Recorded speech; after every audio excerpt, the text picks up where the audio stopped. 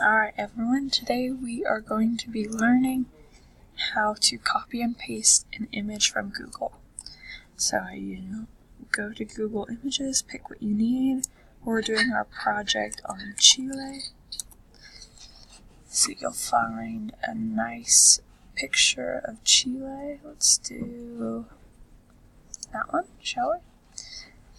What you'll do is right click and go down to Save Image As, and Downloads, you'll type in Chile 3,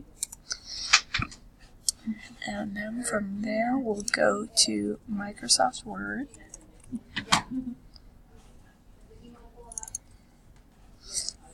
and you'll open up your Microsoft Word document, make that bigger. What we'll do is Insert,